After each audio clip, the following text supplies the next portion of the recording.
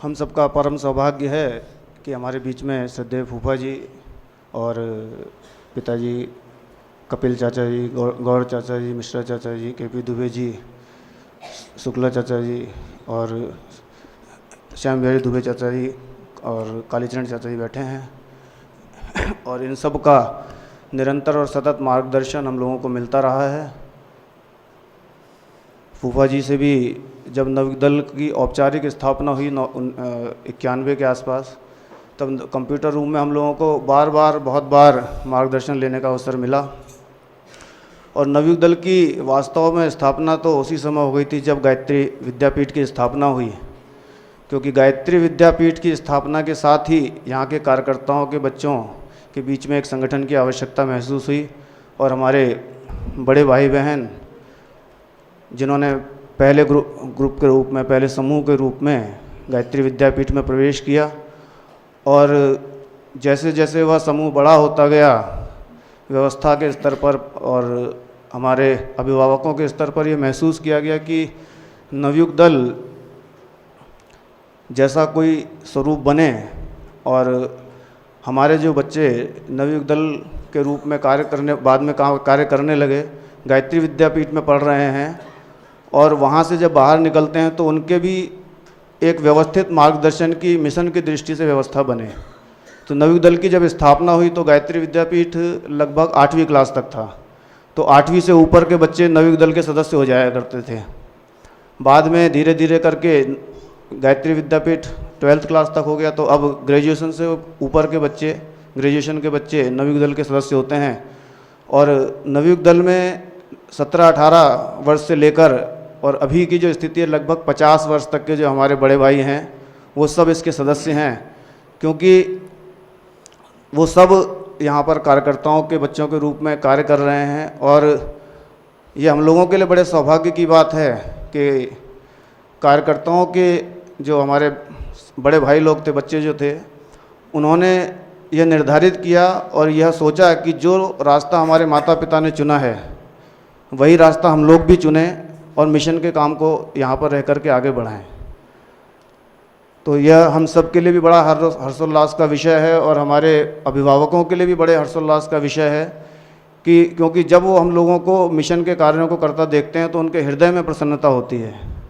तो आइए यह सम्मेलन हम लोग औपचारिक रूप से प्रारंभ करते हैं। श्रद्धेय फूफा जी से और वरिष्ठ परिजनों से निवेदन करेंगे कि दीप प्रज्वलन करके शुरुआत करें। अजय जो है 5 मिनट में इस पूरे कार्यक्रम की भूमिका की चर्चा हम लोग उसे करेंगे, उसके बाद हम कार्यक्रम को औपचारिक रूप से आगे बढ़ेंगे। यह कार्यक्रम रजत जयंती वर्ष नवयुग दल शांति कुंज के स्थायी कार्यकर्ताओं के बच्चों का समूह जिसका नाम है नवयुग दल, यह 1991 में विधिवत परमवंदनीय माता जी के माध्यम से स्थापित की गई थी, नामकरण किया गया था। इस आयोजन के 2 महत्वपूर्ण उद्देश्य हैं। पहला उद्देश्य बहुत ही व्यवहारिक है और व्यवहारिक यह है कि शांतिकुंज परिवार के सदस्यों की अपनों से अपनी बात, जैसे घर परिवार में माता पिता बच्चों से बात करते हैं, दादा दादी बात करते हैं, इसी तरह की चर्चाएं हैं, परिचर्चाएं हैं। साथ ही साथ चूँकि हम लोग गायत्री परिवार के सदस्य हैं तो हम इसको बोध या मार्गदर्शन प्राप्त करना भी कह सकते हैं कि अपने बड़ों से हम यह जानें कि हम कौन हैं, क्या है, हमारी क्या दायित्व हैं, क्या कर्तव्य हैं और उनसे मार्गदर्शन लें। पहली बात यह है कि परम पूज्य गुरुदेव ने कहा है युग की मांग प्रतिभा का परिष्कार, यानी कि हम सभी बच्चे अपने आप को इस योग्य बनाएं, अपने प्रतिभाओं को, अपनी योग्यताओं को इतना परिष्कृत करें कि जहाँ कहीं भी रहें हम अपने निज परिवार का, गायत्री परिवार को भी गर्व हो सके कि हमारा बच्चा है यहाँ पे बहुत अच्छा काम करता है। साथ ही साथ जो बच्चे अपने आप को हर दृष्टि से स्थापित कर चुके हैं, शिक्षा के स्तर पर योग्यता प्राप्त कर चुके हैं, व्यवसाय के स्तर पर, व्यापार के स्तर पर, नौकरी के स्तर पर एस्टेब्लिश्ड हैं, उनसे चाहेंगे कि जो बाद के बैच के जो बच्चे हैं, जो हमारे अनुज हैं, छोटे भाई बहन हैं, उनको हाथ पकड़ करके अपने समकक्ष बनाने का प्रयास करें। यह दायित्व भी हम सभी का है कि हमारा कोई भाई हमसे अलग थलग न रह जाए, तो यह दायित्व भी हम सभी का है। मिशनरी बात में अगर कहें तो यह कह सकते हैं कि हम सभी भविष्य हैं। किसके भविष्य हैं? अपने परिवार के भविष्य हैं, समाज के भविष्य हैं, राष्ट्र के भविष्य हैं। और भविष्य के निर्माण में हम सबके योगदान निश्चित रूप से होनी ही चाहिए। दूसरी मान्यता यह है कि जो व्यक्ति अपने अतीत को नहीं जानता वो भविष्य का निर्माण नहीं कर सकता, क्योंकि अतीत के धरातल पर वर्तमान के कर्म से ही भविष्य की इमारत खड़ी की जा सकती है।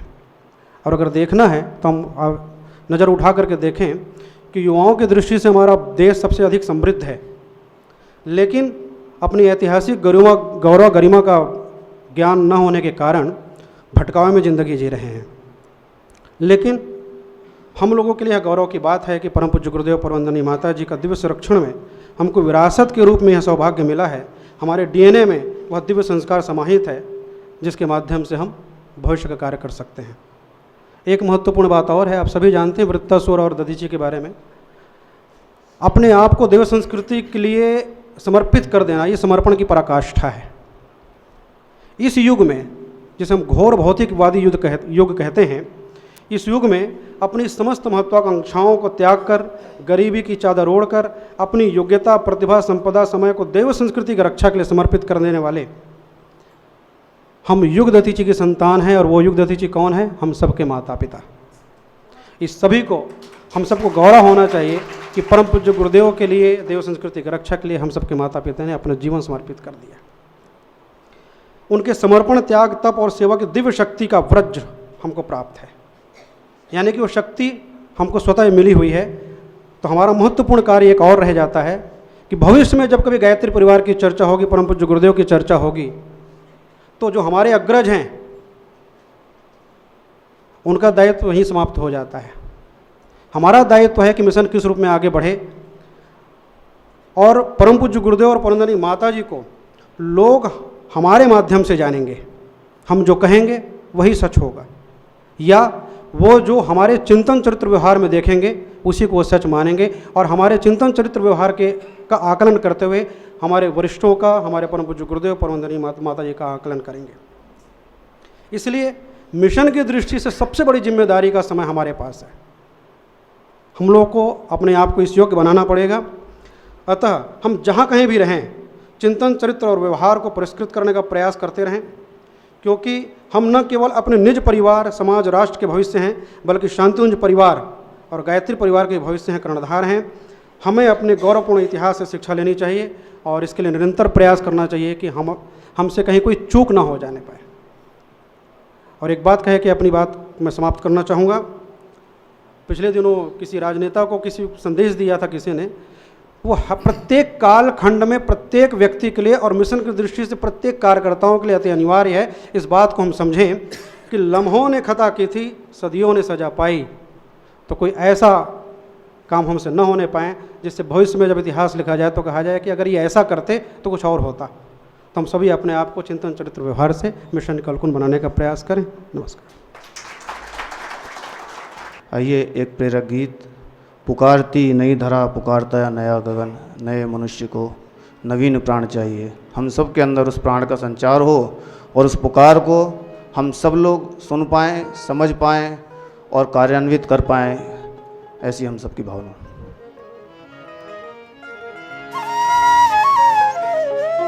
पुकारती नई धरा,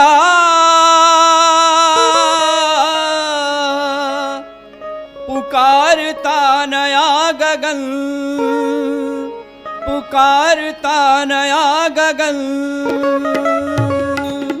पुकारती नई धरा, पुकारता नया गगन, नए मनुष्य के लिए नवीन प्राण चाहिए, नए मनुष्य के लिए नवीन प्राण चाहिए। पुकारती नई धरा,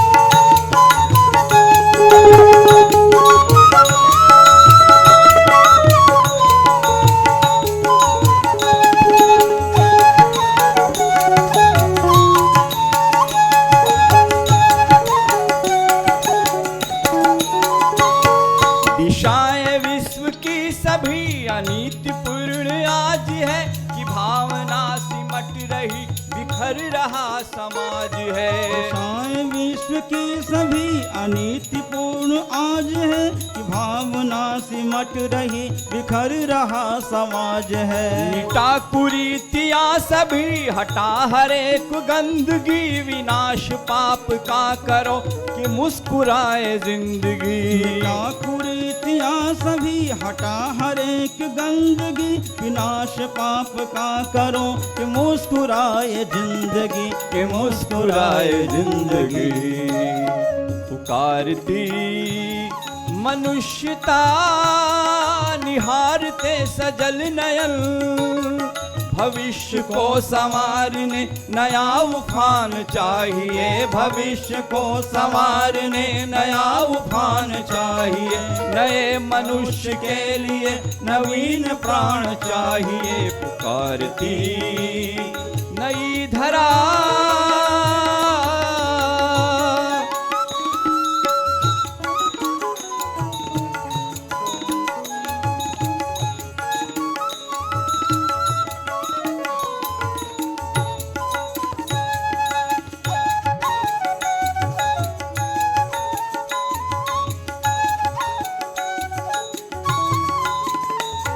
धधक रही मशाल क्रांति की संभाल लो सके। चला कफन पहन के कारवां उठो चलो सके।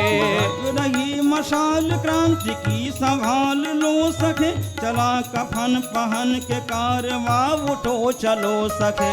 स्नेह झोंकते रहो कि ज्योतिया बुझे नहीं, जोश उमड़ता रहे कि कारवां रुके नहीं। स्नेह झोंकते रहो कि ज्योतियाँ बुझे नहीं, जोश उमड़ता रहे कि कारवां रुके नहीं, ये कारवां रुके नहीं। पुकारती हृदय तपन,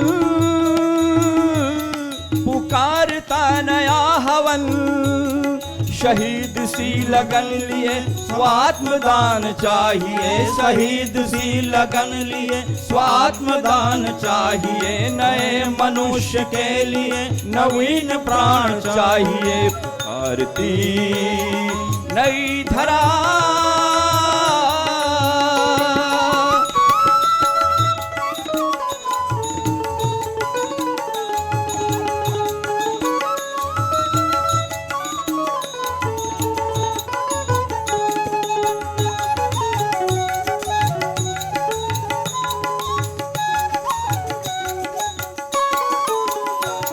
रचो नवीन सूर्य अब नए विहान के लिए। रचो नवीन तान तुम नवीन गान के लिए।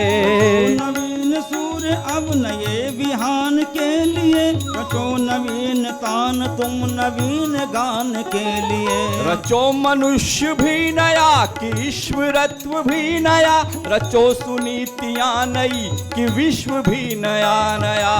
रचो मनुष्य भी नया कि ईश्वरत्व भी नया। रचो सुनीतियाँ नई कि विश्व भी नया नया, कि विश्व भी नया नया। पुकारती नई लगन, पुकारता नया सृजन।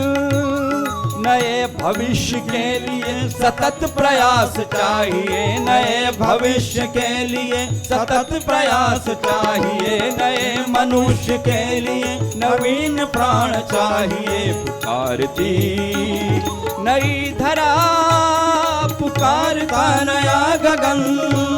नए मनुष्य के लिए नवीन प्राण चाहिए। नए मनुष्य के लिए नवीन प्राण चाहिए। पुकारती नई धरा, पुकारता नया गगन। पुकारता नया गगन, पुकारता नया गगन। हम सब की ओर से राधा नैनीवाल से निवेदन है, श्रद्धेय फूफा जी का तिलक करके हम सब की ओर से हमारे श्रद्धा सुमन अर्पित करें।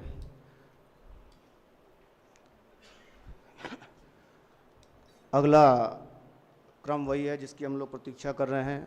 श्रद्धेय फूफा जी हम सब का मार्गदर्शन करेंगे और हम सब के लिए बड़े गौरव की बात है कि जब से नवयुग दल की औपचारिक स्थापना हुई है और जब भी जिस भी गतिविधि के लिए हमने श्रद्धेय फूफा जी का समय चाहा, बहुत ही सहजता से अपने व्यस्ततम क्रम में से फूफा जी ने निकाल कर हम लोगों को वो समय दिया, मार्गदर्शन किया और निरंतर वह मार्गदर्शन हम सबको प्राप्त होता रहता है और हम उस प्रेरणा से आगे बढ़ रहे हैं। और इस बार का जो उद्देश्य है कि हम लोग पुनः संगठित होकर नवयुग दल के रूप में और नई ऊर्जा से काम करने के लिए प्रेरित हों, वह निश्चित रूप से इस मार्गदर्शन से पूर्ण होगी। श्रद्धेय फूफा जी।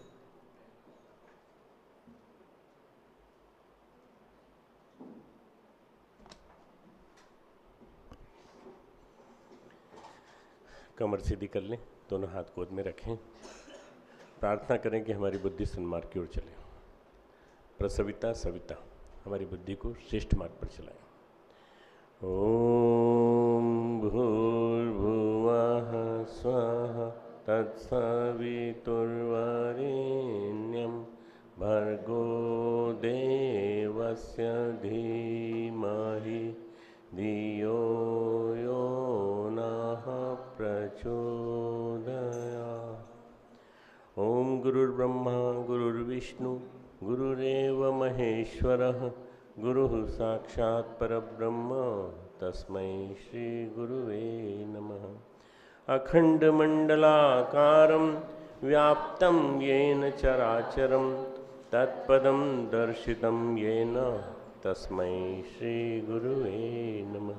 मातृवत् लालयित्री च पितृवत् मार्गदर्शिका नमोस्तु गुरुसत्तायै श्रद्धा प्रज्ञायुता चया श्रद्धा प्रज्ञायुता चया। परम पूज्य गुरुदेव और परमवंदनीय माता जी की सूक्ष्म उपस्थिति में यहाँ बैठे हमारे सभी साथी बंधु, आप सबके अभिभावक और आप सबके शिक्षक यहाँ सामने मेरे बैठे दिखाई दे रहे हैं, जिन्होंने पढ़ाया, नवयुग दल के सभी सदस्य जो आज 8, 9, 10 तारीख में यहाँ रजत जयंती वर्ष मनाने के लिए इकट्ठे हुए हैं। बहुत ही अंदर से सुखद एक अनुभूति हो रही है कि इन बच्चों ने अपने विचारों को परिपक्व किया, अपने विचारों को मजबूत किया और विचारों को सशक्त बनाते बनाते यहाँ तक आ गए। 25 साल की यात्रा बहुत लंबी यात्रा होती है और 25 साल में आप लोगों ने अपने विचार समय समय पर आकर यहाँ बताए, समय समय मीटिंग की, समय समय पर अपने संकल्पों को भी बताया और जहाँ कहीं नौकरी कर रहे हैं वहाँ से हम क्या कंट्रीब्यूट कर सकते हैं मिशन के लिए, ये सारी बातें आपने बताई। मुझे 1980 की परम पूज्य गुरुदेव की वो सभा याद आती है जिसमें गुरुदेव ने कहा था हम गायत्री विद्यापीठ का उद्घाटन करते हैं और गायत्री विद्यापीठ के माध्यम से हमारे बच्चों के अंदर संस्कार आएंगे। ज़्यादा बच्चे नहीं थे, थोड़े से बच्चे थे, पर उन बच्चों में एक मेरा बेटा भी था, चिन्मय भी था, ये सब थे जितने मेरे ख्याल से। इनमें से कुछ लोग निकल गए थे शायद, विद्यापीठ के से सीनियर स्तर के हो गए थे, परंतु गुरुदेव ने ये कहा था हमारे अनुयायी आने वाले दिनों में एक विश्वविद्यालय बनाएंगे और उस विश्वविद्यालय में ये गुरुवर की धरोहर के पृष्ठ 50 पे पढ़ा जा सकता है, भाग 2 के, कि हमारे अनुयायी आने वाले दिनों में एक विश्वविद्यालय बनाएंगे और हो सकता है वो हमारे रहते न बने पर वो बाद में बनेगा और जब बनेगा तो उसमें फिर पूरे दुनिया भर के लोग आएंगे और पढ़ेंगे। ये गुरुदेव ने उसमें लिखा था। तो विश्वविद्यालय बनने के बाद फिर चल रहा है। विश्वविद्यालय में एक नवीन परंपरा चली है, विश्वविद्यालय से पास आउट हुए छात्र वापस लौट के आ रहे हैं, अपनी नौकरी को छोड़ के आ रहे हैं। मैं कम से कम 5 या 6 बच्चों के एग्जाम्पल दे सकता हूँ जिनकी नौकरी 1 लाख 1.5 लाख के बीच में लग गई थी। अच्छे बढ़िया लड़के, हीरे जैसे लड़के। केवल मैंने एक इशारा भर किया, मैंने कहा बेटा तुमको हम ज़्यादा नहीं दे पाएंगे, 10,000 से ज़्यादा नहीं दे पाएंगे, पर तुमको वातावरण देंगे, एम्बियंस देंगे, तुमको वो चीज़ देंगे जो तुमने सीखी यहाँ 5 साल में। क्या तुम आ सकते हो वापस? तो सभी बच्चे वापस आ गए, 5-6 बच्चे वापस आ गए। उनके साथ साथ और भी कई लोग आए जो यहाँ रुक गए। मेरे को उन पे भी गर्व है और मेरे को तुम पे भी गर्व है, दोनों पे गर्व है मुझे। इसलिए गर्व है तुम लोग जहाँ हो, जिधर हो, वहाँ शांति कुंज की सुगंध को फैला रहे हो। शांति कुंज, देव संस्कृति विश्वविद्यालय, जहाँ भी आप हैं वहाँ पर बैठे बैठे फैला रहे हैं, बहुत बड़ी बात है। कोई ज़रूरी नहीं कि हर व्यक्ति यहाँ आ जाए, सारी बड़ा सहज नहीं होता निर्णय, बड़ा सरल मुश्किल निर्णय होता है। छोड़ के आ जाना उतना ही कठिन है जितना कि ठाकुर का कहना नरेंद्र नाथ को कि तू सब छोड़ के आ जाए, यहाँ मेरे पास रहे, तेरे घर की चिंता मैं करूँगा, तेरे घर की चिंता मैं करूँगा और तुझे परेशान होने की ज़रूरत नहीं है। इसके लिए संस्कार चाहिए, बहुत गहरे डीप रूटेड संस्कार चाहिए। बी एंड मैक, बनो और बनाओ, ये आज का विषय मुझे दिया गया है। बी एंड मैक कैसे बनते हैं? बनने के लिए पहले से ही प्रोसेस तय हो जाती है, जन्म जन्मांतरों से। अनेक जन्म संसिद्ध तत्व याति पराम गतिम, अनेक जन्म में संसिद्ध होते होते होते होते वो श्रेष्ठ गति को आदमी प्राप्त हो जाता है। तो भगवान कृष्ण गीता में कहते हैं कि ये सिद्धियां जो हैं पूर्व जन्म के संस्कारों से आती हैं। पतंजलि कहते हैं कि पूर्व जन्म के संस्कार बहुत काम आते हैं। पूर्व जन्म के संस्कारों ने आपको जन्म दिया आपके माता पिता के घर, आपके माता पिता ने त्याग किया और वो यहाँ आए और यहाँ आकर के रहे और रह रहे हैं अभी भी। ये इसी वजह से आप यहाँ पर जुड़े हुए हैं। सबसे पहला गुण है बी एंड मैक का सुसंस्कारिता। सुसंस्कारिता, हमारे अंदर संस्कार हैं कि नहीं, हमारे अंदर वो वाइब्रेशंस हैं कि नहीं, हमारे अंदर वो डीएनए है कि नहीं, जिसको अभी सुशील ने बोला था, डीएनए है कि नहीं, जिसके माध्यम से आप अपने आप को समझ पा रहे हैं।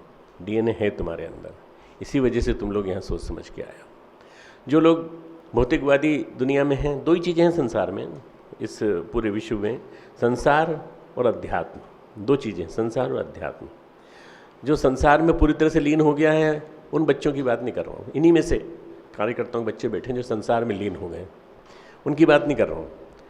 वो वहाँ क्या कर रहे हैं मुझे नहीं मालूम, मुझे जिनकी रिपोर्ट मिलती रहती है उनकी मालूम है। परंतु जो संसार में लीन हो गए हैं, संसार में डूब गए हैं, संसार से लिप्त हैं और अपने माता पिता को अपनी रिपोर्ट देते होंगे, मुझे नहीं मिलती उनकी रिपोर्ट, उनकी बात नहीं कर रहा हूँ। पर संसार से ज़्यादा जिन्होंने अध्यात्म को जिंदा रखा है अपने जीवन में, अध्यात्म को, आध्यात्मिकता को अपने जीवन में संस्कार बना करके उन्होंने रखा है, ऐसे सुसंस्कारी बच्चे मैं आप मेरे सामने बैठे हैं और मुझे बड़ा गर्व है इनको देखते हुए, इनको भी और इनको बनाने वाले शिक्षकों को भी सामने बैठे हैं। और ये जो जिन्होंने ऐसे मूलभूत संस्कार दिए, ऐसे संस्कार दिए कि भाई तुम कहीं भी रहो पर अपनी जो जड़ों से जुड़े रहना, सबसे ज़्यादा जरूरी जड़ों से जुड़े रहना। रूट्स, आपकी रूट्स कहाँ जुड़ी हुई हैं? आपकी रूट्स सिनेमा हाउस में जुड़ी हैं, आपकी रूट्स कॉफ़ी हाउस में जुड़ी हैं, आपकी रूट्स शराब खाने में जुड़ी हुई हैं, आपकी रूट्स स्कूल कॉलेज के हॉस्टल में रहने वाले लड़कों के साथ जुड़ी हुई हैं, या आपकी रूट्स आध्यात्मिक संस्कारों के साथ जुड़ी हुई हैं। इस पर डिपेंड करता है विकास कैसे होगा, विकास कैसे, प्रगति कैसे होगी, इस पर निर्भर करता है कि आपके रूट्स कैसे जुड़े हुए हैं। ये रूट्स डिपेंड करते हैं आपके माता पिता द्वारा दिए गए संस्कार और उनको नर्चर करने वाले गुरु, दोनों। सबसे बड़ी बात है कि आप में से कई बच्चे ऐसे हैं जिनको गुरुदेव का सानिध्य मिला है, गुरुदेव के पास गोद में बैठने का मौका मिला है। कुछ बच्चे ऐसे भी हैं जिन्होंने गुरुदेव के चरणों में चरण स्पर्श भी किया है और गोद में बैठे हैं और खूब प्यार भी पाया है। मैं जानता हूँ जब आए थे तो बहुत छोटे छोटे से थे, मैं 77 में आ गया था, 77 में, और उसके बाद से मैंने इन सब बच्चों को देखा है। मैं जानता हूँ कि ये सारे के सारे बच्चे वो हैं जिन्होंने कि वो संस्कार पाए हैं जो गुरुदेव ने उनको दिए। तो बी एंड मेक तभी संभव है जबकि आप अपने जीवन में उन संस्कारों को धारण करें जो आपके माता पिता ने धारण किए, और माता पिता ने धारण करके आपको अपने जीवन में अडॉप्ट करने के लिए वातावरण दिया। कई बच्चे हमारे जो हैं नज़दीक हैं, इंदौर, दिल्ली में हैं, दिल्ली में आसपास ही हैं, तो ये लोग अपने वहाँ भी मंडल बना करके वहाँ भी बहुत सक्रिय हैं, खूब काम कर रहे हैं। कुछ बच्चे ऐसे हैं जो शांति कुंज में रह रहे हैं, अनिल है हमारा, यहीं रह रहा है, हमारा रजनीश है, वो यहीं रह रहा है, हमारा चिन्मय है, उस पर हमको गर्व है कि भाई उसने अब सब कुछ छोड़ छाड़ के हमारे पास आकर के रहना पसंद किया। और एक संयोग की बात है, योग की बात है बस, कि ये कार्यक्रम जिसमें गया है वो जर्मनी गया है, ये करीब 6 महीने पहले तय हो गया था। और विदेश में क्या होता है कि मतलब MOU साइन करना है, 3 जगह MOU साइन होंगे। विदेश में क्या होता है कि वो लोग फिर कैंसिल नहीं करते, कैंसिल कर दो तो फिर वो ब्लैक लिस्टेड कर देते हैं। तो फिर वो कार्यक्रम संयोग से दोनों चीज़ें एक साथ बैठ गई नवरात्रि भी थी, सब कुछ था, फिर भी इसके बावजूद भी जाना पड़ा उसको। वो परसों ही गया है, 3 दिन पहले गया है। चिन्मय का यहाँ आना, चिन्मय का यहाँ पढ़ना और चिन्मय का पढ़ते पढ़ते मैंने वो लाल बाबा और सफ़ेद बाबा भी देखे हैं, जिन्होंने तुमको भी पढ़ाया है और उसको भी पढ़ाया है। और वो आकर के हमसे कहता था, नेत्राम जी वैसा पढ़ाते थे, तो मुझे देखा है कि मैं जब कहता था कि बेटा ये इसको क बोलते हैं, के नहीं बोलते, के नहीं, बोले आप गलत सिखाते हो। नेत्राम जी बाबू जी हमारे मास्टर साहब कहते हैं के, अब वो हरियाणा के थे तो वो क के साथ के लगाते थे पूरा। अब बड़ा मुश्किल हो गया अब वो बड़ा मुश्किल हो गया उसको समझाना कि भाई वो सही नहीं है, हम सही हैं, परंतु उसने कहा नहीं, आप नहीं, आप गलत बोलते हैं। आप चिन्मय की बेटी छोटी वाली, वो मेरे पास आके कल मेरे को उसने कॉपी दिखाई, ये देखो क्या है कॉपी। मैंने कहा क्यों, ऐसे गुस्से में क्यों दिखा रही हो कॉपी? तो उसने कहा कि ये कॉपी से पता चलता है कि आपके यूनिवर्सिटी के बीएड में पढ़ने वाले बच्चों को कुछ नहीं आता। छोटी सी 8 साल की बच्ची मुझे समझा रही है। उसको साथ मिला है इनकी प्रताप शास्त्री की पोती होगा, दोनों के प्रताप शास्त्री की पोतियों का, श्री और कृपा का। तो वो बहुत ही अलग डेवलप हुई है। बड़ी वाली तो सौम्य है, पर छोटी वाली ज़रा ज़्यादा चंचल है। मैंने कहा क्या हो गया बेटा, कैसी क्या बात हो गई? बोले ये बीएड वालों को आपने हमारे यहाँ पढ़ाने क्यों भेज दिया? इन बीएड वालों को आप वापस ले लो, यूनिवर्सिटी में वापस ले लो। आपके विश्वविद्यालय के बीएड वाले अच्छे नहीं हैं, हमारे टीचर्स अच्छे हैं, जो हमें पढ़ाते हैं वो प्यार भी करते हैं और हमको पढ़ाते हैं। उनको पढ़ाने दो बाबा। आप उनको कल से, आज ही अभी फ़ोन करो। मैंने उसी समय फ़ोन किया संदीप जी को कि भाई कल से बंद करो इनका जाना और इनको किसी और स्कूल में भेज दो पढ़ाने के लिए, समझा दो कहाँ गलतियाँ हो रही हैं। कॉपी लेके आइए। बोले देखो आप खुद देखो, ये कॉपी देखो और ये कॉपी देखो, इसमें कहाँ गलतियाँ हैं, कितनी सारी गलतियाँ। ये सब तुम्हारे आपके टीचर्स की मुझे ब्लेम करके चले गए मेरे सामने। 8 साल की बच्ची 66 साल के बाबा को पूरी तरह से जलील करके चली गई तो मित्रों, मैं ये बता रहा हूँ कि संस्कार हैं, ये संस्कारों के माध्यम से हम कैरी फॉरवर्ड करते हैं। संस्कार चलते चले जाते हैं, जन्म जन्मांतरों तक चले जाते हैं और यही हमें मैच्योरिटी दिलाते हैं। भगवान कहते हैं गीता में कि अध्यात्म जो है वो पूरी तरह से जीवन में जिया न जा सके तो कुछ नहीं, संसार में रहते हुए लिप्त मत रहो। बस संसार में लिप्त मत हो, मोहग्रस्त न हो और ज्ञान को अर्जित करो। तद विद्धि प्रणिपातेन परिप्रश्नेन सेवया उपदेक्षन्ति ते ज्ञानम ज्ञानिनः तत्वदर्शिनः। ज्ञानी और तत्वदर्शी तुझे उपदेश देंगे, तू जाके उनके चरणों में लिपट जा, प्रणाम कर उनको। मान लो प्रणाम नहीं कर सके तो कम से कम झुक के तो प्रणाम कर, कुछ झुकने का भाव तो हो। हमारे मेडिकल कॉलेज में एक परंपरा थी कि हमारे सीनियर हमारे सामने निकलते थे तो हम बिल्कुल झुक जाते थे। कब आज भी वो परंपरा हम लोगों ने कायम रखी। हम अपने सीनियर्स के प्रति अभी भी, 1 साल सीनियर हो कोई फ़र्क नहीं पड़ता, 6 महीने सीनियर हो कोई फ़र्क नहीं पड़ता, हम उनके प्रति सम्मान रखते हैं। ये सम्मान अपने इस परिवार ने, नवयुग दल ने बना के रखा है। ये बहुत बड़ा संस्कार है और इस संस्कार के माध्यम से ही आप लोग यहाँ टच में बने रहे। संस्कार आपको यहाँ लाता रहा, खींच के लाता रहा। संस्कार ही खींच के बुलाते हैं वापस। कहाँ से, बेंगलोर से, हैदराबाद से और कहाँ से खींच के चले आए। ये क्यों चले आए? कोई लड्डू बंटने वाले थे यहाँ पे, कोई बुआ जी फूफा जी कुछ देने वाले। देखो भैया, मैं चिन्मय को छोड़ के बाकी सबका फूफा जी हूँ यहाँ पे। मुझे बड़ा विलक्षण लगता है कि मैं तो भाई युग फूफा जी, नवयुग दल के फूफा जी, मतलब युग के फूफा जी हो गए। और कल शाम को मैं जा रहा था, कल शाम को मैं नीचे उतरा था लेक्चर के लिए, तो नमोनारायण जी की पत्नी मेरे सामने, नमोनारायण जी की पत्नी मेरे सामने से निकली और उन्होंने कहा फूफा जी प्रणाम, चरण स्पर्श। अरे मैंने कहा मैं अब तो इसका भी फूफा जी हो गया कहने का मतलब ये कि ये सारे संस्कार पूरे के पूरे जो हम लोगों के हैं, ये सारे संस्कार हमको माता जी गुरुदेव ने दिए। परिवार है, पूरा परिवार, इतना विशाल पारिवारिकता का वातावरण दिया, इतना विराट पारिवारिकता वातावरण, जो आता है वो खुश महसूस करता है, जो आता है प्रसन्न हो जाता है। आहा बड़ा मज़ा आ गया, घर में आ गए, अपने परिवार में आ गए।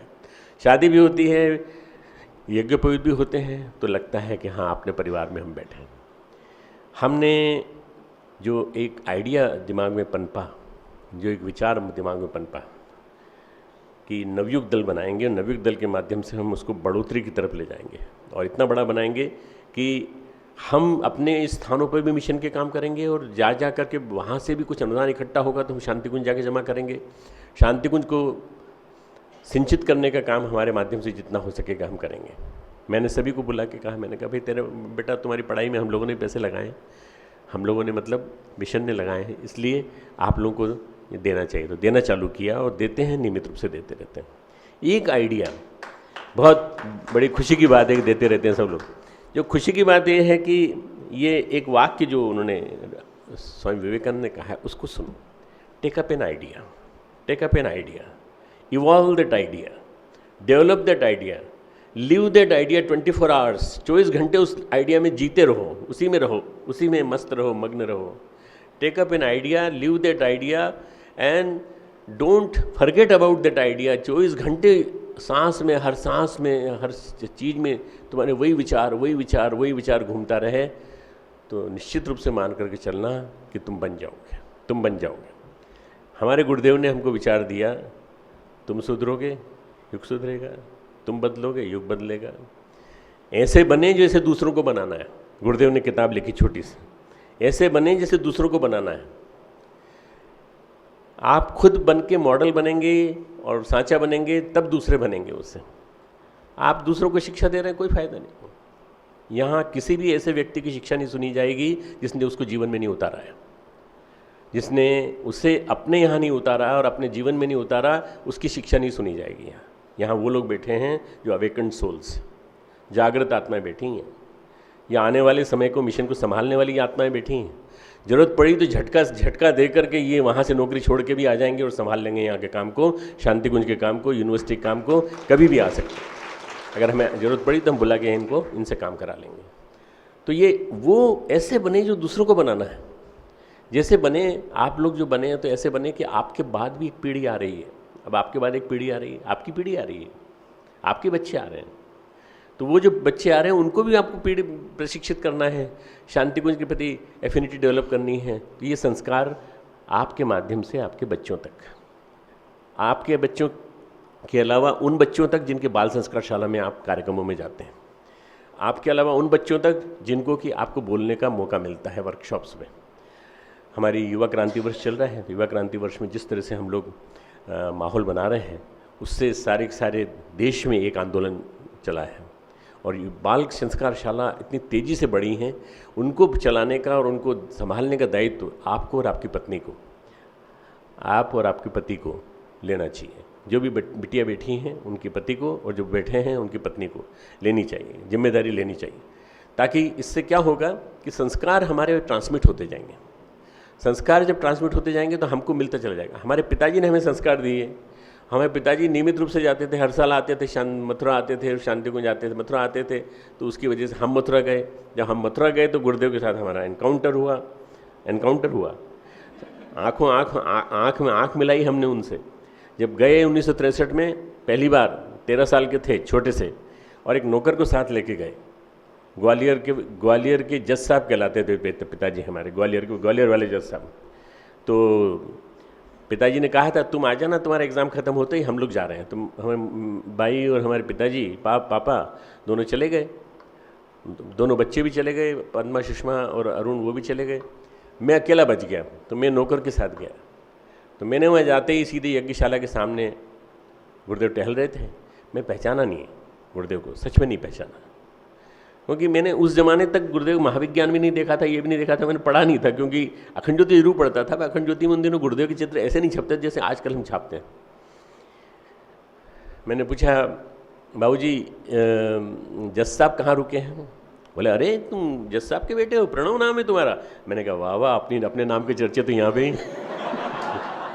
इस आश्रम में घूम रहे चौकीदार जैसे आदमी के पास भी ये इंस्ट्रक्शन है कि भाई प्रणव आने वाला है।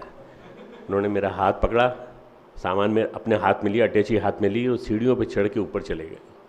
सीढ़ियों पर चढ़ के ऊपर चले गए। उस ज़माने में जहाँ आज साहित्य स्टॉल बन गया, नया मॉडल, बिल्कुल शॉपिंग प्लाजा जैसा बन गया है साहित्य स्टॉल मथुरा का, उस वाले में ऊपर ले गए। और ऊपर ले जाने के बाद उन्होंने कहा, जज साहब प्रणव आए हैं। सम्मान देखिए, प्रणव आए हैं, 13 साल का मैं, छोटा।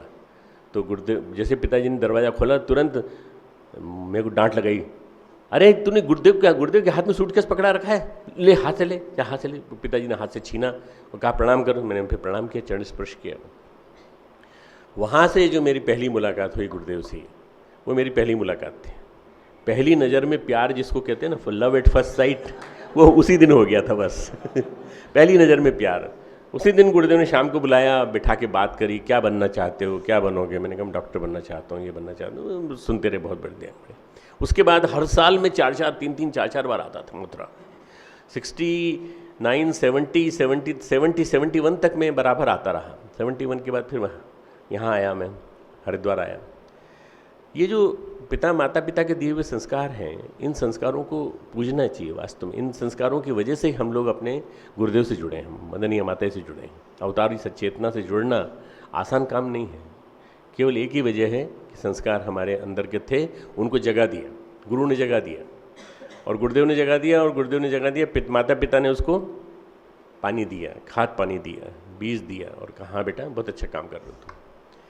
सुसंस्कारिता पहला गुण। दूसरा गुण संवेदनशीलता। हमारी संवेदना थी, हमारा संवेदनशीलता थी कि हम जुड़ गए। संवेदनशीलता ने आपको जोड़ा है बेटा। अगर आप संवेदनशील नहीं होते तो आज यहाँ नहीं बैठे होते। आप अपने MBA करने के बाद जिस ऑफिस में बैठते हो, उस ऑफिस में बैठे होते, टाई सूट पहने होते और कहते कौन जाए वहाँ पे, धोती कुर्ते वालों के बीच में, पजामा कुर्ते वालों के बीच में कौन जाए वहाँ पे, वहीं बैठे होते और यहाँ नहीं आते। संवेदनशीलता ने आपको खींच के बुलाया शांति कुंज। संवेदनशीलता आपको यहाँ खींच के लाई है। आपके अंदर संवेदनशीलता जगाई परम पूज्य गुरुदेव ने अपने प्रवचन के माध्यम से, अपने प्यार के माध्यम से। जन्मदिन पर जब प्रणाम करने जाते थे तो उसके माध्यम से सिर पे हाथ फिराकर माता जी का प्यार, माता जी के लड्डू, माता जी के माध्यम से बराबर जो आत्मीयता मिली, उसने हम जैसे लोगों को, हम जो यहाँ बैठे हैं बड़े सीनियर लोग, हम सब लोगों को जो जोड़े रखा जड़ से, उसी प्यार ने जोड़े रखा, संवेदना ने। वो संवेदना गुरुदेव ने पिलाई, संवेदना की घूंटी पिलाई गुरुदेव ने। गुरुदेव ने कहा बेटा कोई बाप प्यासा हो तो प्यासा होगा तो किसी बेटे के हाथ से पानी का गिलास लेके नहीं पी लेगा कि मैं प्यासा हूँ तू मेरे को पीने दे, पहले बेटे को पीने देगा, उसके बाद खुद लेगा। किसी के हाथ से रोटी का निवाला लेके नहीं खा लेगा, सबसे पहले दूसरे को खाने देगा, फिर अपने को खाएगा, अपना खाएगा। इसलिए संवेदना अपने अंदर जिंदा रखो। संवेदना बहुत बड़ी चीज़ है। संवेदना शब्द से ही बहुत सारे शब्द निकले हैं। संवेदना, सहानुभूति, समानुभूति, ये सारे शब्द उसी से निकले हैं। तो हमारे जीवन में संवेदनशीलता जगाई हमारे गुरुदेव ने, और उस संवेदनशीलता का ही प्रताप है कि आज हम कुछ अपने अंदर कुछ गुणों का विकसित होता हुआ पाते हैं, तो उन्हीं के माध्यम से। कुछ तुम्हारे अंदर भी जो संवेदनशीलता जगाई, वो भी तुम्हारी वजह से, संवेदनशीलता की वजह से। संवेदनशीलता एक आग है, एक स्पार्क है। उपदेशन्ति ते ज्ञानम ज्ञानिनः तत्वदर्शिनः। उन्होंने ज्ञान तब दिया जब उन्होंने देखा संवेदना है इसके अंदर लगन है, और लगन है तो जरूर करेगा। संवेदनशीलता लगन जगा देती है, और वो जो अटैचमेंट होता है, लगन होता है, वो लगन ही वास्तव में हमसे सारे काम कराती है। दूसरा गुण संवेदनशीलता। अब संवेदना किसी काम की नहीं, अगर रोते रहो तो आंसू बहाते रहो। 1 साल हो गए थे मेरे को आए को, मैं गुरुदेव के चरणों में लेक्चर के बाद, वसंत पंचमी के बाद गुरुदेव के चरणों में मैंने झुक करके प्रणाम किया, और मैं उठूँ ही नहीं। कोई मिश्रा जी वगैरह नहीं थे वहाँ पे जो कहें उठो नहीं थे, पर गुरुदेव थे, गुरुदेव के चरण में उठूँ ही नहीं। मैं चरण पकड़ लिए। मैं गुरुदेव आज आपका लेक्चर सुना, मेरा मन कर रहा है कि पूरी तरह से अपनी जान दे दूँ, ये दे दूँ, वो दे दूँ। जैसा एक भावनाशील 28 साल का बच्चा बोलता है, वैसे मैंने बोला। अरे उन्होंने कहा उठो, चलो उठो। रोने वाले लोग मुझे पसंद नहीं बिल्कुल। आंखों में आंसू लेकर के आ गए और कहने लगे मैं मर जाऊंगा, मैं सब कुछ दे दूंगा। अरे लिखना सीखो, लिखो, चलो लिखो, पढ़ो और लिखो, पढ़ो समझो और लिखो। गुरुदेव को ये बिल्कुल पसंद नहीं था। भावुकता और भाव संवेदना में अंतर है। भावुकता रुलाती है, और भावुकता हमें भावुक बनाकर हमसे कई तरह के काम कराती है। हम भावुक बनकर किसी भी सामने वाले के पास जाकर रो जाएं तो हो सकता है कि वो पैसे दे दें। मेरे पास इतने सारे लोग आते हैं, फीस के लिए आते हैं, बच्चे आते हैं, तो भावुक बन के आते हैं। मैं भावुक बन के नहीं, मैं उनकी लॉजिक को देखता हूँ कि लॉजिक के हिसाब से उनको ये फीस देनी चाहिए कि नहीं, ये लॉजिक के हिसाब से फिट बैठते हैं कि नहीं पैरामीटर में। जब मैं मना करता हूँ तो मना करने के साथ साथ मैं बात समझाता भी हूँ, अच्छी तरह समझाता हूँ। आज मेरे पास एक प्यारी सी बच्ची आई, दिव्या यादव, बैठी है यहाँ, दिव्या बैठी है, खड़ी हो जाए तो कम से कम लोग तो तुझे देख लें। इस बच्ची ने 12th में 95% मार्क्स पाए अपने हैं, 98%। कितने बेटा तेरे कितने? 97.4। और ये इस लड़की के पिताजी हमारी गौशाला के देख रेख करते हैं, नारायण जी, उनकी बिटिया है। बैठे अब लेडी श्री राम कॉलेज में है ये। मेरे पिताजी को मैंने जब बताया तो मेरे पिताजी ने तुरंत अपनी ओर से इसके लिए पुरस्कार घोषित किया कि इसको इतना पुरस्कार दो। मैंने वो पुरस्कार अपने हाथों से दिया। उसके बाद इसकी फ़ीस बीयर की हमने पूरी लेडी श्री राम कॉलेज में इसका एडमिशन हो गया। और अभी एक बहुत बढ़िया विषय पे, मुझे विषय जब मिला बहुत देख के मैं आश्चर्यचकित रह गया। 30,000 रुपये के इनाम जीत के आई है, इलाहाबाद जा करके जीत के आई है, वो अपने स्कूल से। अब रहन सहन की दृष्टि से, सब दृष्टि से बहुत सादगी से भरी पूरी है, पर इसने लेडी श्री राम कॉलेज में अपना स्थान बना लिया कि ये है आश्रम के बच्चे ऐसे होते हैं, आश्रम के बच्चे ऐसे। मैं इसलिए कह रहा हूँ कि इसके अंदर वो संवेदना थी, इसके अंदर जिससे उसने लोगों का दिल जीता, जिससे उसने औरों को बताया कि मैं क्या बन सकती हूँ। इसके अंदर वो क्वालिटी है। मुझे पूरा विश्वास है कि ये लड़की IAS करेगी, सिविल सर्विसेज में जाएगी और बड़े बड़े पद पे जाएगी। मुझे पूरा विश्वास है। क्यों? इसके अंदर क्वालिटीज़ हैं, इसके अंदर सारी क्वालिटीज़ हैं। ये संवेदनशीलता, पर संवेदना किसी काम की नहीं अगर रोने में काम आ जाए। संवेदना वो काम की है जो सक्रिय बना दे। जैसे हमारे बगीचे में काम करने वाले, ज़मीन में बैठ करके मिट्टी में काम करने वाले सुधीर भारद्वाज, जैसे हमारे इस पे कंधे पर लेके चलने वाले इतना बड़ा भारी कैमरा, और मेरे साथ कई यात्राओं में गया संतोष। ये लड़के वो हैं, रामावतार जिसने कि चिन्मय का दाहिना हाथ बन करके मदद की और साथ रह करके चलना चालू किया। ये लड़के वो हैं, बच्चे वो हैं जिन्होंने कि अपना जीवन पूरा होम कर दिया कार्यकर्ताओं के साथ चलने के लिए, कार्यकर्ताओं के साथ पूरी तरह से अपने आप को खपा दिया। तो मित्रों, ये जो चीज़ है तब जब सक्रियता में बदल जाए, संवेदनशीलता सक्रियता में बदले। रोना में काम नहीं करना है, रोना नहीं है, काम करना है, काम करना है हमको अपना काम करना है। और काम करना है तो क्या काम करना है? जो मिशन का काम है वो सारे के सारे काम हमारे हैं। उन कामों को करते करते हम आगे बढ़ते जाएंगे। कई लोगों ने इनमें से काम करते करते, कि तो PhD हो गया क्या रामावतार की? लास्ट में स्टेज में है, बस इसका प्री सबमिशन होना बाकी है बस। तो ये PhD हो जाएगा यहीं से। इसका बड़ा भाई MBA करके वो नौकरी कर रहा है इंदौर में, परंतु ये खुद जो है उससे ज़्यादा स्किल्ड है, उससे ज़्यादा स्किल्ड निकला। इसने योग में PhD के लिए फॉर्म भी डाला, सेलेक्ट भी हो गया, और उसके बाद इसकी क्वालिटीज़ भी बहुत अच्छी क्वालिटी। मित्रों, ये जो चीज़ है ना, सक्रियता जब आ जाती है तो सक्रियता के बाद आदमी के अंदर फिर कहीं कोई प्रसुप्ति नहीं रहती, प्रसुप्ति का जागरण हो जाता है। प्रसुप्ति का जागरण होते ही अंदर जो हमारे ढेर सारे न जाने कितने खजाने भरे पड़े हैं, षट चक्र भरे पड़े हैं, न जाने कितनी चक्र उपत्यकाएँ भरी पड़ी हैं, उनमें से न जाने कितनी चीज़ें निकल के आती हैं, याद स्मरण शक्ति निकल के आती है, और ढेर सारी अनेकों विशेषताएं निकल के आती हैं।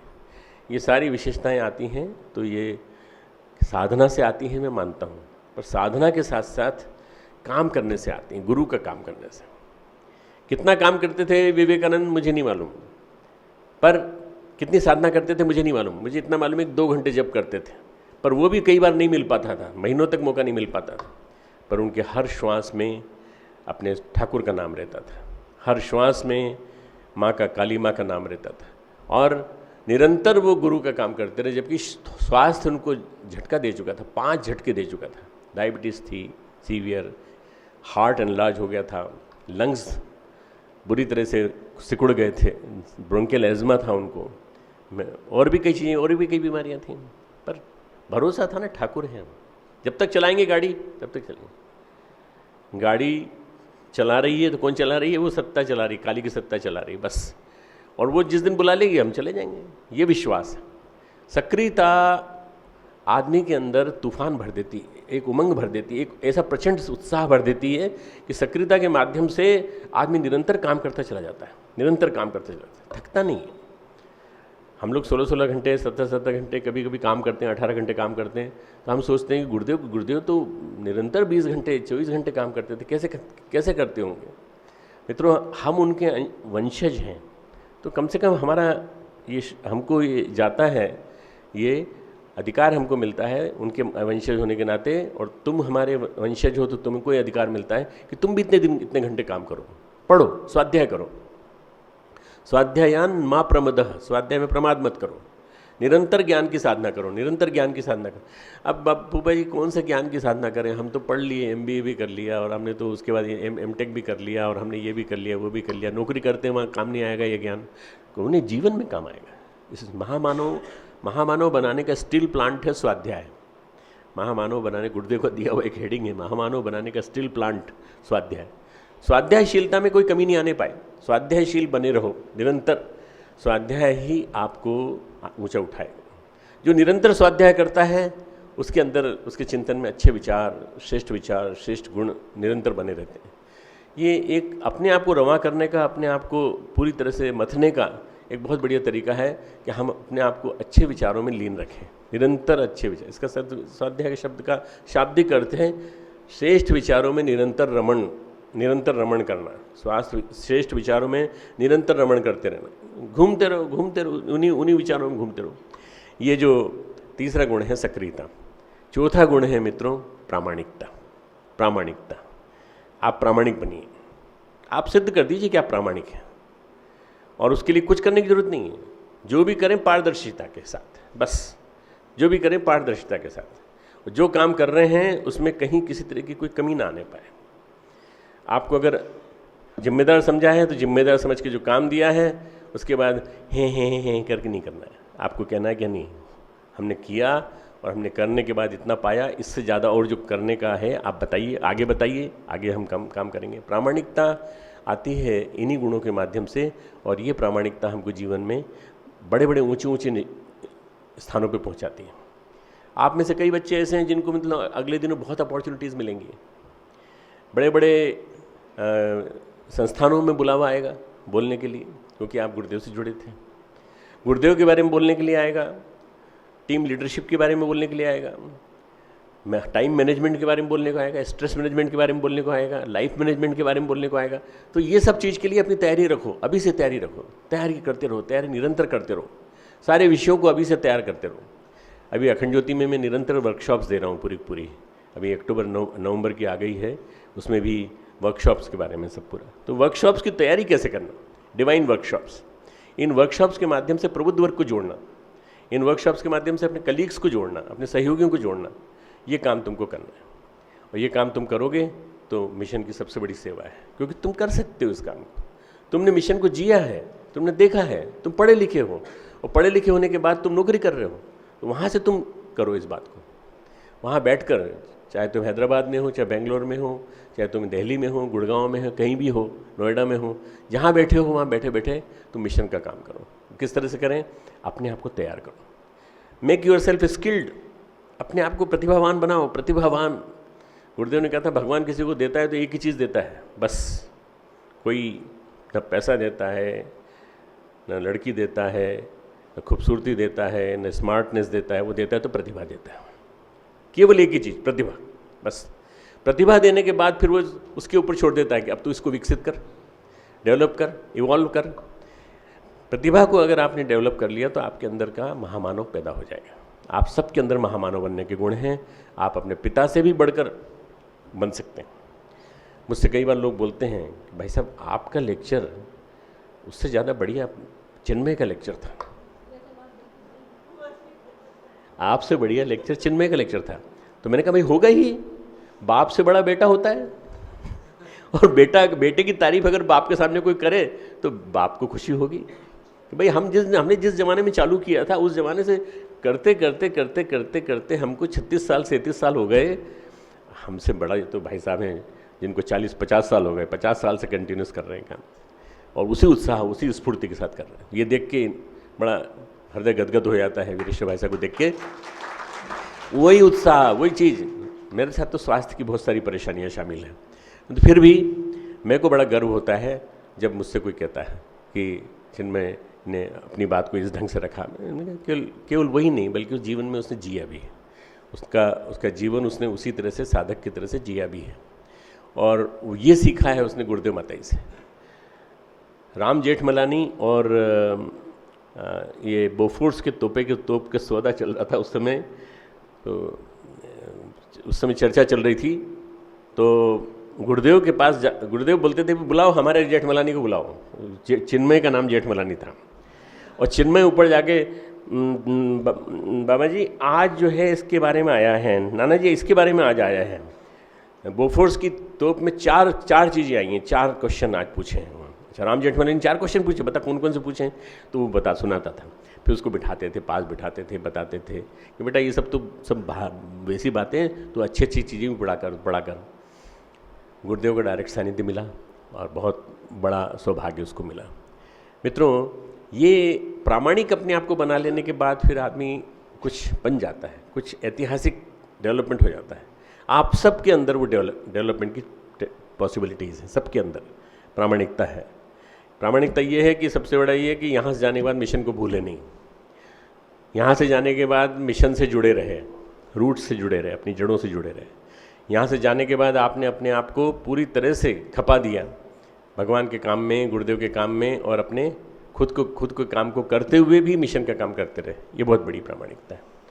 प्रामाणिकता आचरण की भी देखी जाती है, प्रामाणिकता पैसे की भी देखी जाती है। जहाँ प्रामाणिकता की कसौटी पे कोई आदमी खरा नहीं उतरता तो नज़र से गिर जाता है लोगों को। इसलिए प्रामाणिक बनना बहुत ज़रूरी है। आखिरी है मित्रों संगठनशीलता, जिसका परिणाम आज दिख रहा है। संगठन बना देना, संगठित हो जाना। अगर इस सुसंस्कारी व्यक्ति, संवेदनशील व्यक्ति सक्रिय होने के बाद, प्रामाणिक बनने के बाद संगठित हो जाएं, तो इस ताकत को कोई नहीं इसको धक्का दे सकता है। इस ताकत के सामने सबके सब छोटे पड़ जाएंगे। सबसे बड़ी चीज़ है कि हम संगठित बने रहें, इसी तरह से नवयुग दल डेवलप होता रहे, इसी से नवयुग दल की विकसित गतिविधियाँ विकसित होती रहें। सोशल मीडिया बनाओ, एक अपना खुद का डेवलप करो, एक बनाया होगा तुम लोगों ने, है ना, और सभी लोग उसके सदस्य भी होंगे, शायद सब लोग जुड़े भी होंगे आपस में।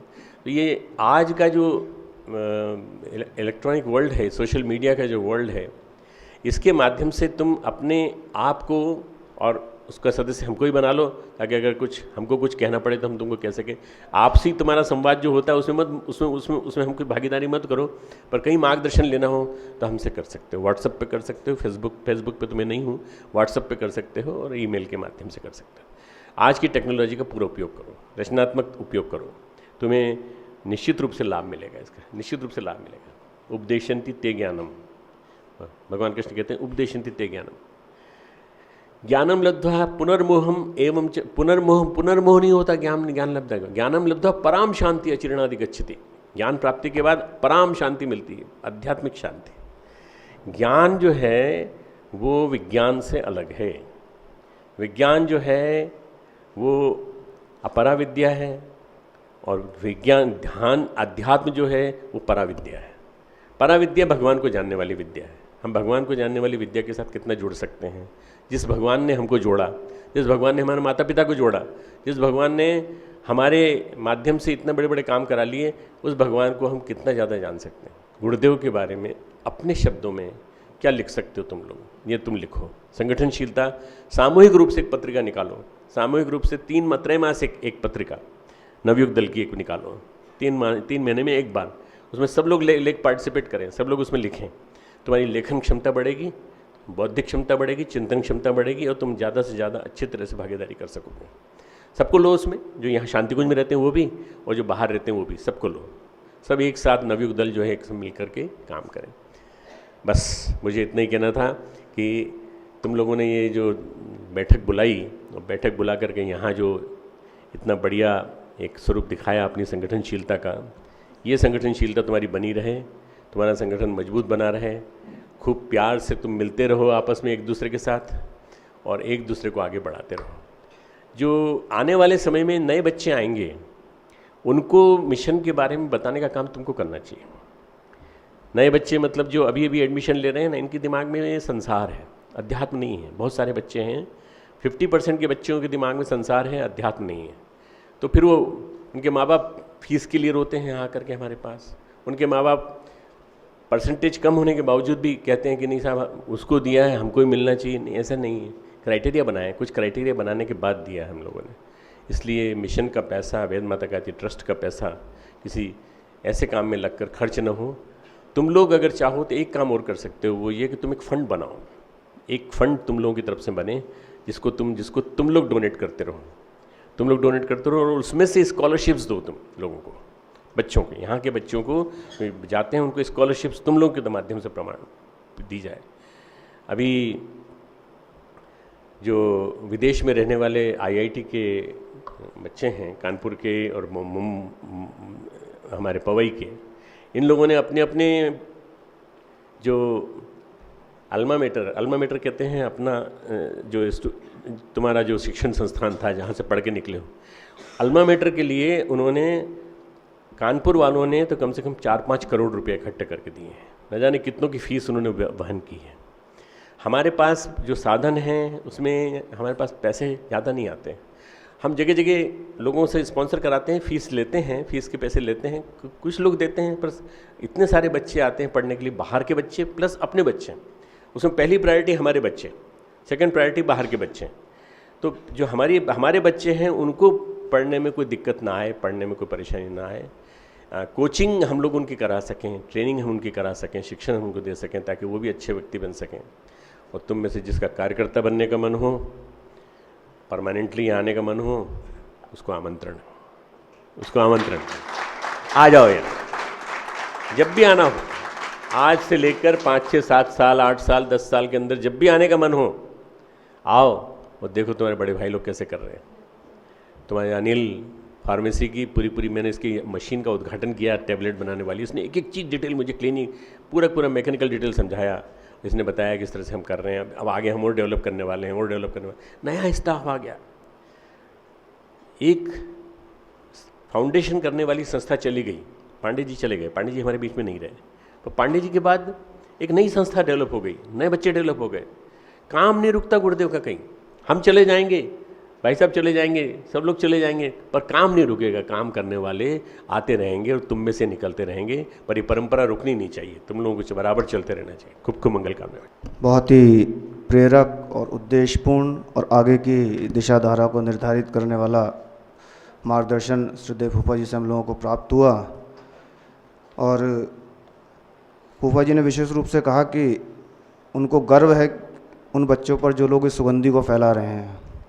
निश्चित रूप से हमारे माता पिता, हमारे अभिभावकों और फूफा जी का ये गर्व आगे भी बना रहेगा और यह क्रम हम लोग और अच्छी तरह से करने का प्रयास करते रहेंगे बाहर भी। और उस सुगंधी को अपने अंदर घनीभूत करने के लिए सुगंधी की यह सामूहिक साधना जैसे प्रयोग भी हम आगे निरंतर करने का प्रयास करेंगे। और साथ साथ ही जैसा कि शुरू में कहा था, फूफा जी ने कहा कि हमारे बाद नई पीढ़ी आ रही है। नई पीढ़ी की उम्र तय है, 17 से 18 वर्ष के बच्चे, नए बच्चे हमारे बीच में आएंगे और ऊपर की पीढ़ी की उम्र बढ़ रही है। तो हमारे पास मार्गदर्शन करने वालों की संख्या बढ़ रही है, उनका अनुभव बढ़ रहा है, जो हम निरंतर प्राप्त करते रहेंगे और क्रम को हम आगे बढ़ाते हैं। नवयुग दल का यह जो स्वरूप निखर के आया है, इसमें हमारे गुरुजनों का बहुत बड़ा योगदान है। और इस अवसर पर मैं कुछ अपने उन शिक्षकों को भी याद करना चाहता हूँ जो अब तो विद्यालय में नहीं पढ़ा रहे हैं या शांति कुंज में नहीं है या शायद बीच में भी नहीं है हमारे।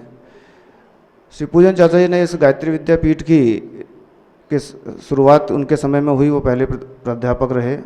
ठान सिंह चाचा जी, उमाशंकर राय बाबा जी, श्रीमती बसंती अवस्थी जी, श्री कामता प्रसाद सिंह जी लाल बाबा जी जिनको हम कहते हैं, श्री रामचंद्र बोस जैन बाबा जी, सफ़ेद बाबा जी जिनको हम कहते हैं, और नेत्राम बाबा जी का जिक्र फूफा जी ने किया ही बार बार। और इसके साथ साथ में विशेष रूप से हमारी बहनों में जो सबसे बड़े ग्रुप की हैं, जो मतलब पहला बैच था, मंजू दीदी और कविता दीदी यहाँ पर आए हैं समय निकाल कर और अपने परिवार के दायित्वों को छोड़कर यहाँ पर उन्होंने जुड़ने का प्रयास किया। और राधा भी विशेष रूप से सपरिवार सक्रिय है। तो बहनों के लिए थोड़ा सा बड़ा चैलेंज है, लेकिन वो लोग कर रहे हैं और यथासंभव कर रहे हैं। 2011 में हम लोगों ने एक क्रम प्रारंभ किया था अपने शिक्षकों को अपनी ओर से अभिनंदन करने का, गायत्री विद्यापीठ के शिक्षकों को, और उनका धन्यवाद करने का कि हम लोगों को उन्होंने जहाँ तक पहुँचाया उस संस्कारों को और अंदर हमारे गढ़ने का प्रयास किया, मार्गदर्शन करने का प्रयास किया। 2011 में हमने आदरणीय श्री पूजन चाचा जी को, ठान सिंह पंवार चाचा जी को और श्री हेतराम पटेल बाबा जी को अपनी ओर से मोमेंटो प्रदान किए थे यहाँ पर, और उस कार्यक्रम में पिताजी और आदरणीय गौरीशंकर चाचा जी यहाँ पर उपस्थित हुए थे हम सबके बीच में। इसी क्रम को हम आज आगे बढ़ा रहे हैं और इस बार हम लोगों ने ये देखा कि हमारे बीच की पीढ़ी, हमारे पहले वाली पीढ़ी और हमारे बाद की पीढ़ी में जो लोग सबसे ज़्यादा संलग्न रहे हम लोगों को मार्गदर्शन देने में और बहुत लंबा समय उन्होंने हम लोगों के बीच में बिताया है, तो उनमें से कुछ अपने शिक्षकों को हम यहाँ पर पुनः अभिनंदन करने का प्रयास कर रहे हैं। उनमें हम सबके प्रिय आदरणीय स्वर्गीय श्री चंद्रभूषण चाचा जी, श्री सीताराम सिन्हा जी चाचा जी, प्रताप शास्त्री चाचा जी, गेंदालाल चौरसिया बाबू जी और संदीप चाचा यहाँ पर उपस्थित हैं। तो श्रद्धेय फूफा जी से, पिताजी से, वर्मा चाचा जी से और गौड़ चाचा जी से निवेदन करेंगे कि यहाँ पर आ जाएं और हमारे सदस्य एक एक करके लेते हैं। सबसे पहले चंद्रभूषण चाचा जी के लिए शांति चाची जी यहाँ पर उपस्थित हैं, जो हम लोगों की ओर से, हमारी ओर से दी जा रही इस सम्मान को प्राप्त करेंगे।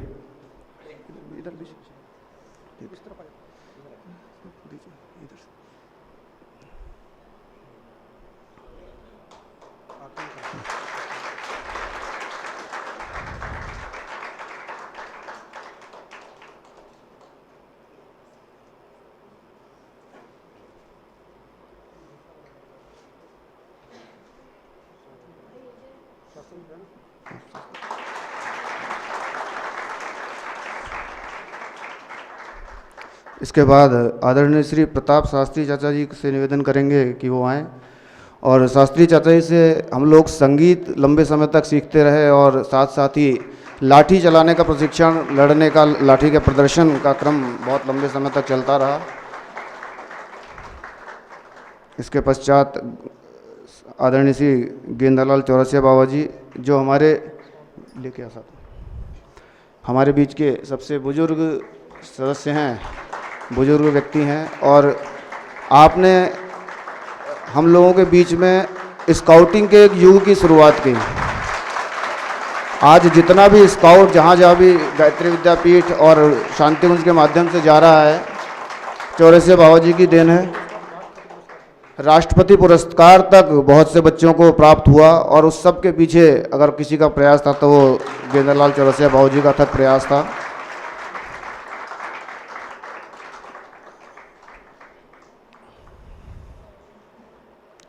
एक मिनट बाबू जी अरे पकड़, उधर पकड़।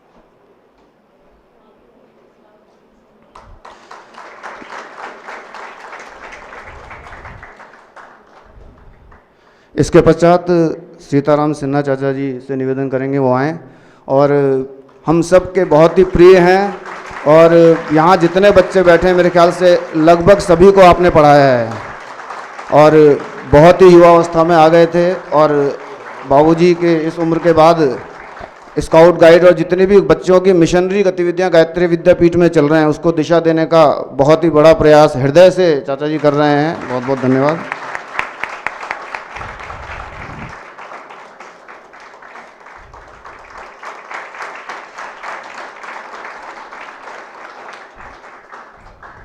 और इसके बाद संदीप चाचा जी, नवयुग दल की औपचारिक शुरुआत, उसका नामकरण आपके ही समय में हुआ। हम सबका लंबे समय तक मार्गदर्शन करते रहे।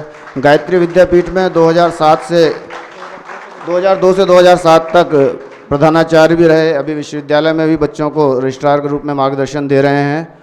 और जो स्वरूप आज हम लोगों का यहाँ पर दिख रहा है नवयुग दल के रूप में, उसके पीछे आपका बहुत ही अथक योगदान है।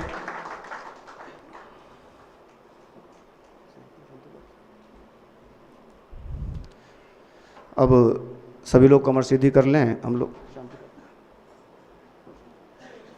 विशेष रूप से मैं सीताराम सिन्हा जी और संदीप जी, इन दो को बधाई इसलिए देना चाहूँगा कि इन दोनों ने वो काम किया है। इन्होंने बच्चों को पास बिठा करके इन्होंने मार्गदर्शन दिया है, और तब तक इन्होंने विवाह नहीं किया जब तक हमने इनके लिए लड़की ढूंढ नहीं ली। निरंतर काम में लगे रहे। जब मैं कानपुर कार्यक्रम में गया था तब इनके लिए मैंने इनकी बहू ढूंढी, और वो आज हमारे यहाँ शिक्षा विभाग में भी काम कर रही हैं, ममता। ये इन्होंने बच्चों को गोद में बिठा के प्रशिक्षण दिया है। वास्तव में संवेदना से सिंचित जो प्रशिक्षण होता है, और कैसे जीवन जीना, कैसे आगे बढ़ना, सीताराम सिन्हा भाई साहब ने और इन दोनों ने। मैं बाकी सबका वो नहीं कर रहा हूँ, प्रताप शास्त्री जी ने और हमारे गेंदालाल चौरसिया बाबू जी ने जो वास्तव में प्रशिक्षण दिया, लाठी का प्रशिक्षण प्रताप के द्वारा और संगीत का, और दूसरा बैंड और ये सब पूरा सब बजाना, सबके सब सारा मार्गदर्शन इन सब के माध्यम से। सभी को खूब खूब बधाई, आप सबको खूब खूब बधाई।